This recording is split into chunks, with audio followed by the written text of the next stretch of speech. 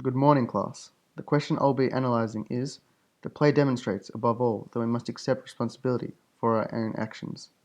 In this play, the themes of nobility, bravery, honour, and truth contrast sharply with the evil doings of the witches, Macbeth and Lady Macbeth.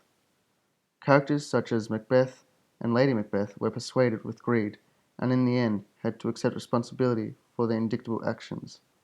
Instead of remaining at their respected position, they were foolish enough to believe the evil witches in assassinating King Duncan and thus becoming king and queen. Quote 1. Will all great Neptune's oceans wash this blood clean from my hand? No. This my hand will gather the multitudinous seas incarnadine, making the green one red. This passage from Macbeth is spoken once he realizes the guilt in killing King Duncan.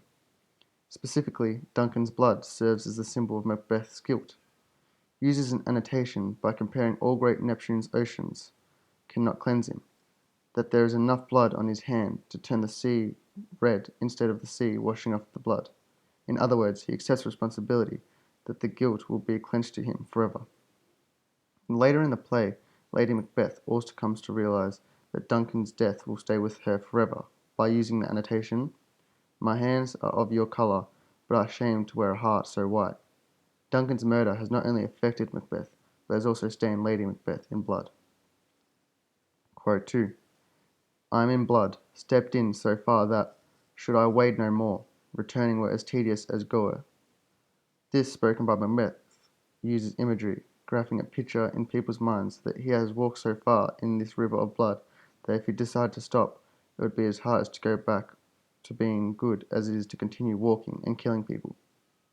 Once again, Macbeth accepts responsibility of what he has done, and is reluctant but positive that he can no longer remove what has been done and return to being a good person. Quote 3. A quotation from Macbeth. I have no spur to prick the side of my intent, but only boating ambition, which overleaps itself and falls the other. The metaphor is connected to horse riding. Ambition is looked at either as a horse that jumps too high over an obstacle and falls down on the other side of it, or as a rider who leaps too energetically into the saddle and falls off the other side of the horse. In simple words, this meaning Macbeth comes to realization that he is overambitious in his plan, and this has led to murder. Throughout the play, the word assassinated is used frequently rather than the word murder by Macbeth. He does this intentionally, due to the fact that the word assassinate means for someone to kill an important person for political reasons, whereas the word murder is to kill any sort of person for no main reason.